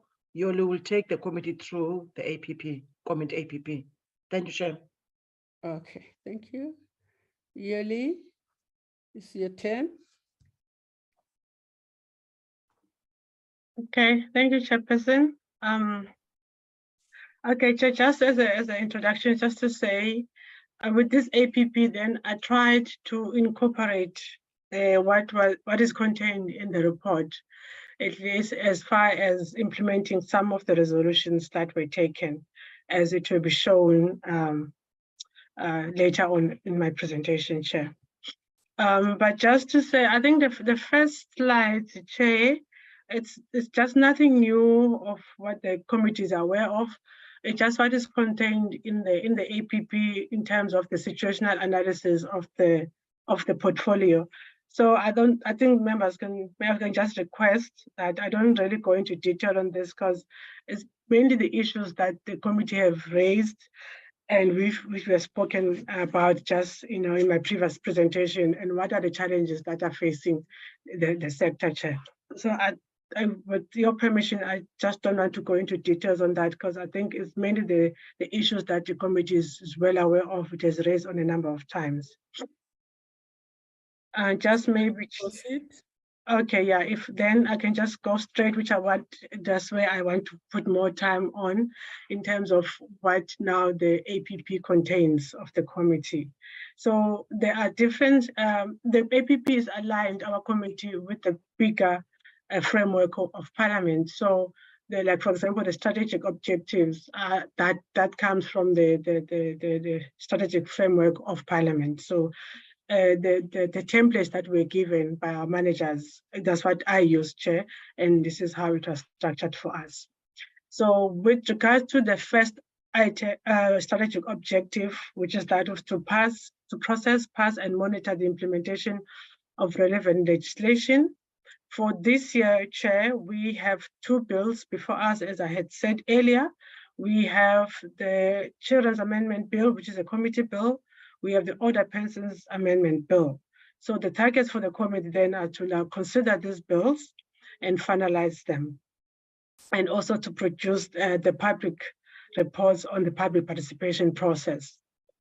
Then for the quarters then that we have, the quarter two that we're going to, what we started now, we will be conducting public hearings, provincial public hearings on the Older Persons Amendment Bill, and then to produce a report on it.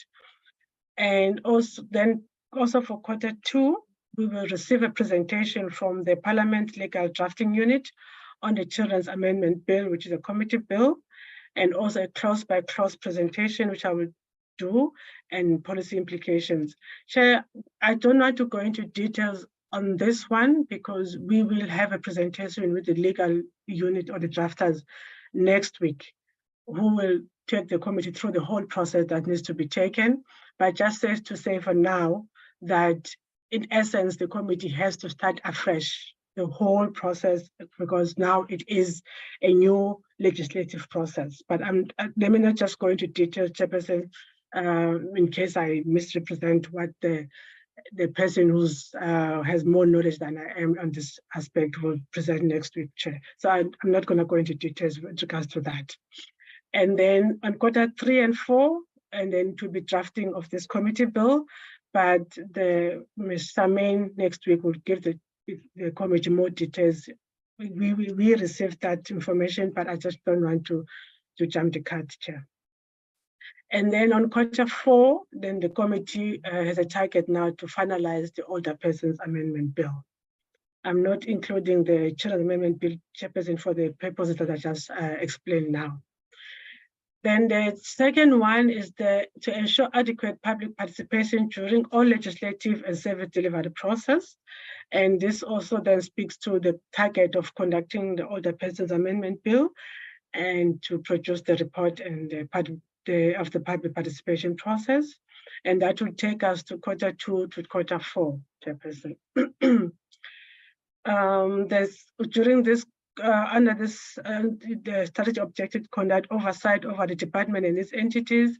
This entails the APP that we've just done now, Chair.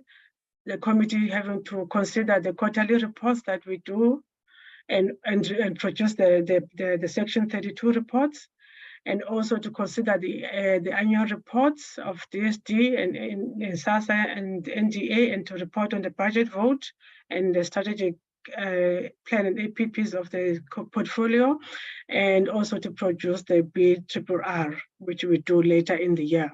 So these are the annual targets that we have as a committee, or the annual activities. And then with the first quarter, and then we also have to produce the committee term reports, programs that we do every term, and then we adopt them. And for Q1, we did the 2022-23 third quarter, and we then produce a report on that. For the second quarter, we do the same thing, and we adopted the term report last week.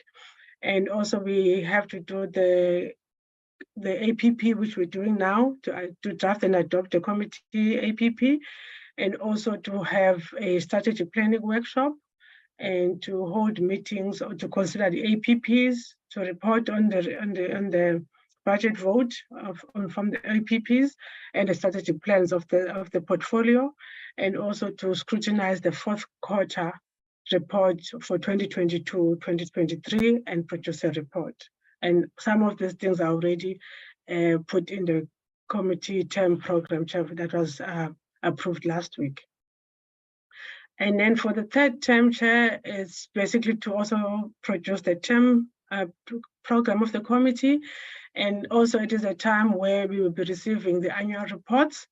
And now in implementing what was taken as a resolution of the workshop to have joint meetings, I've put this target that we have a joint meeting with the Select Committee on Health and Social Services to consider the annual reports. And then the committee, we will then draft the BRRR. And this, just to mention that in 1 year, I can't remember if it was 2021 or 22, that we had a joint program with the Select Committee to consider the annual report. So it's something that has been done already. And also we, on the third term, will also do the first quarter report of the department for 2023-2024, and also to produce a report and adopt it. For the fourth quarter, we also draft the term program of the committee and do the second quarter the report of the department for 2023 and 2024. And the next strategic objective is to strengthen support systems to enhance the functioning of the committee. Maybe just to mention, Chair, I just remembered, if maybe the members had a chance to look at the actual document, in the APP, there are targets where I've included a number of committee meetings. And there, because members, sometimes they come up with focus areas that we need to look at as a committee. So sometimes we take the agenda items as they are proposed by the members, or as issues come up in the deliberations, then we sit down, Mrs. Linda and I, and we draft the program. So it's difficult to say exactly what we will discuss, but I'm just putting there as number of meetings that we'll have as a committee on particular focus areas. But here I'm just alluding the activities that I'm able to give the actual targets on, Chairperson. So this one is, the annual target is to conduct 2 workshops, to engage with the National Social Development Portfolio, which we have done already. And then the other one is to now engage with the Provincial Department Social Development Portfolio. That will include the MECs, the regional SASSA managers, and also, it's only in SASSA and the department that have regional offices. And that will be where maybe the accountability and MECs can be able to report on the work they do and any other issues that the committee wants to engage with the MECs. And so on Q2, we did have that engagement with the national department. And then on Q4, that's when the committee will have an opportunity then to engage with the provincial heads. Okay, and then the 5th strategy is to ensure a cooperative and sound intergovernmental relations. This is where now the issue of the joint briefings come in. That in the first quarter, we had 2 already, where we had, the focus area was the child targeted murder and then services for persons with disabilities. And then with this quarter now, the joint briefing on collaboration between SASSA and the Post Bank, this also came up from the workshop that we had, and also in the resolutions that are contained in that report, that there should be a joint briefing or meeting between us and the portfolio committee in charge of conducting oversight over the Department of Communications and Digital Technologies. And also Q3, Chairperson, I have 4 joint briefings there because of the number of departments that are involved in different programs, which now I've listed in the APP. For example, when it comes to the employment of social service practitioners, we will need to have a meeting with other sector departments. And so before a resolution was taken by the committee that we should not have at least not more than 2 departments in one committee because of time constraints. So then that means the committee will then implement that resolution that we'll have dedicated time then, to engage with a specific focus area. For example, this one on the employment of social service practitioners, on GBV, on substance abuse. And also, there was also a point made that there's a need to look at also the disaster management strategies, because that's something that now with the changes in climate and all the disasters that the country has experienced. So the country needs to really come up with disaster management strategies that need to respond when the disasters strike. And also the department mentioned in the EPP that they have these unfunded mandates that are brought about by these disasters that they need to now to act, even though some of the areas they not really fall within their mandate, but they are asked to do that. So there's that now need for the committee and the sector to engage on the responses to these disasters, Chairperson. That's how, Chairperson, I've developed the APP, and that's the end of my presentation. Thank you, Chair. Thank you, Yuli. Honorable members, does the APP report or strategy, whatever you call it, Yuli? Members?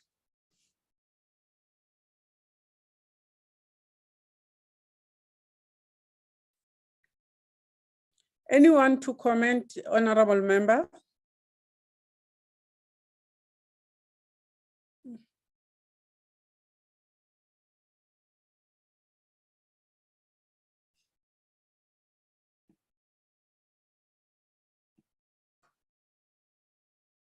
Chairperson, it's Bridget. Yes, Honorable Bridget. I don't have anything to add to the presentation from Yoli, other than to agree with it, and also just is this the report that we need to adopt? Are we now at the point where we are adopting the report? I just needed to know that. At the end, it sounded like we needed to comment and then the report was going to continue. I missed that part. Sorry, Chair. Lindy. Lindy. Hi, Chair.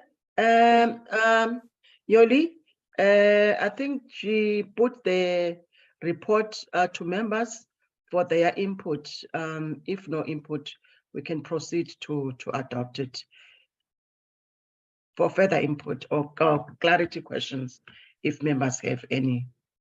Yoli, do you want to comment?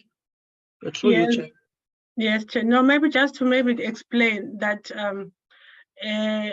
this is the framework of the committee that it will have to implement as for its oversight. So yes, Member Masango, the committee has to adopt it and so that it can be implemented. So from then now, Lindy and I will then operationalize it through the term programs.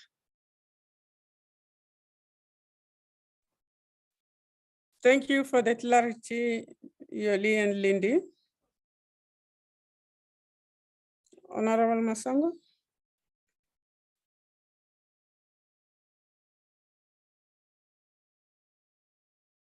Honorable Masango. Sorry, Chair. I was muted. I just wanted to thank Lindy and Yoli for the framework and the clarity, and saying that you know, the thought that has gone into this framework for me is really something that I believe needs to be supported. And for us as members to just keep a close eye on it, on its implementation, so that we keep it as a working document. But I believe that the foundation or for the framework that has been sort of drafted now is a very solid foundation for us to work from and to monitor, obviously, if it is working in practice and in implementation. But for now, I would support it. Thank you, Chair. Thank you, Honorable Masango. Any seconder?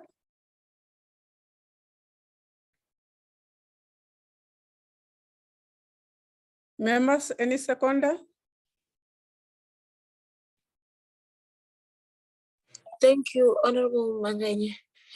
I would wish to second Honorable Masango on the adoption of the presentation. Thank you.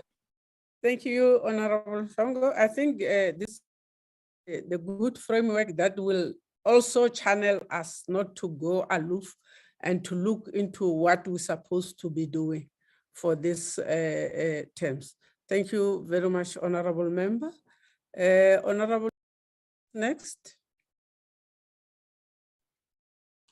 Chairperson, Yoli has concluded her presentations. We are only left with the last item to consider and adopt 2 sets of minutes for the 8th of March and the 15th of March. Chair. Thank you very much. Can I flight? Yes, please start with the.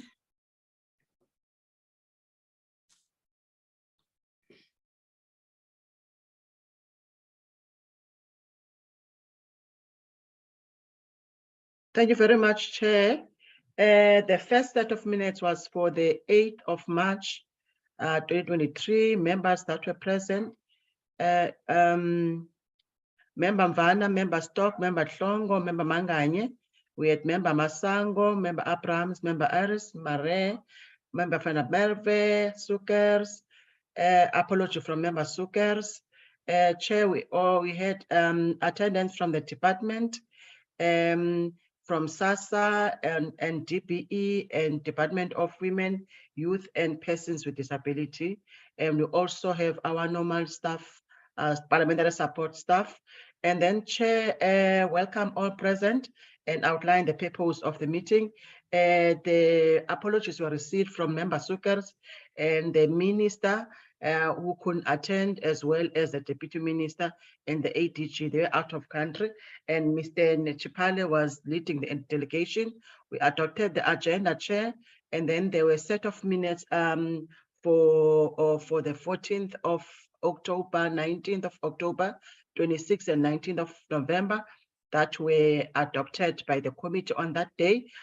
This meeting was the meeting to respond for the Department of Basic Education, as well as the Department of Youth, Women, Youth, and People with Disabilities, to provide responses on the presentations that were presented in a previous meeting. But due to time constraints, the committee couldn't manage to ask any question. That meeting was for this department to provide the responses, Chair. As well, I'll just read the resolutions that were made on that particular meeting. Was that SASSA should provide a report on what is classified as permanent and temporary disability and what doesn't classify as a disability with regard to disability grants. As well, the committee also advised DPE to look into the matter of scholar transport for children with special needs who have to attend mainstream schools because of school for children with special needs are not accessible and not many in the towns. And also the committee will defer the agenda item on the briefing by DSD on the employment of social service professions. The committee secretary to identify another date to consider this item. This item was also presented, Chair, in the workshop held in Gauteng, the social work service professions. Thank you very much, Chair. So that was the proceedings of that day. Thank you, Lindy. Honorable members, this is the minutes of the 8th of March. Any intake or any correct? Members, any intake for the minutes? Chairperson, this is Bridget. I would like to say I agree with the minutes. Thank you, Honorable Masango. Any seconder? Chair, I move to second Honorable Masango on the adoption of the minutes. Thank you very much, Honorable Hlongo. Next set of minutes, Lindy. The next set, the last set, Chair, is for the 15th of March. The agenda was the briefing by DSD on their third-term quarterly report on the financial and non-financial performance for 2022-23, and also the adoption of minutes, Chair. Members that were present were Member Mvana, Member Pelangulu, Member Manganye, Member Stock, and Member Hlongo, Member Abrams, Member Masango, Member Iris, Member Mare, Member Vana Merve, and Member Priet. And then Member Sukers was unable to attend. And then we had a delegation from the department led by the Minister, Member Honorable Zulu, and then we had our parliamentary staff in full complement, and then the chairperson welcomed all present, and apologies were recorded from Ms. Sukers, who was unable to attend due to prior commitments, and then we adopted the agenda for that day, and then we also adopted minutes of the 15th 15 February, and 22nd and 1st of March. And then Chair will receive a presentation from DSD on their quarterly report on financial and non-financial performance for 2023, 2022, and 2023 financial year, which is October to December 2022, Chair. And then Mr. Mkunu, the ATG, led the presentation, took the committee through the presentation for this quarter, and he raised a number of issues, Chair. And also for the third quarter, the department also achieved 84%, of which 16 of the targets were not achieved. And then the performance is in line with endeavors and commitments we had made to this portfolio committee, Chair. And by end of this quarter, the DSD spent about 179.5 billion, which is 71.4%, and on its available budget, Chair. And then the deliberations and more details on these proceedings were captured in the committee report on this financial and non-financial performance for this quarter, Chair, which was adopted by this committee. So, Chair, these are the proceedings of a meeting scheduled on the 15th of March for this committee consideration and adoption. Thank you very much. Thank you, Lindy. Honorable members, these are the minutes that were presented to us on the 15th of March this year.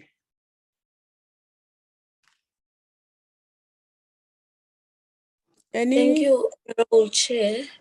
I move to adopt the minutes as a true reflection of the meeting. Thank you, Honorable. Thank you, Honorable Flongo.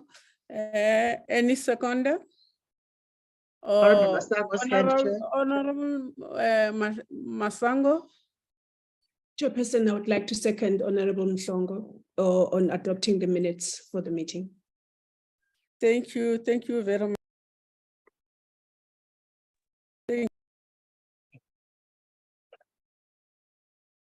Yes, adopted. Is that the last item, Lindiwe? Yes, Chair. It was the last item for this meeting. Okay, it was short. Thank you very much, Honorable Member, to make my work very, very simple, as you were the one who's doing the driving. I thank you all, thanking also our staff members. The other one is my lecturer there. Thank you very much. And thank you very much, Honorable Manganyi. You have really helped me because I was stuck with the network because I'm driving, as I have said. Thanks ever so much, Comrade Manganyi. Even tomorrow, you must do the same thing that you have done. And thanks for the honorable members. I think they were just up on issues. Thanks. Thank you so much, Chair.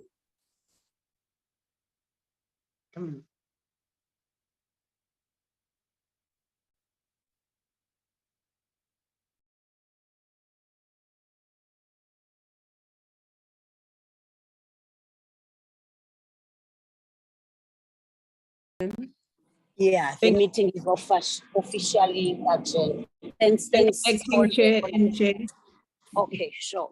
Thank you. Bye. Thank you. Bye, honorable members.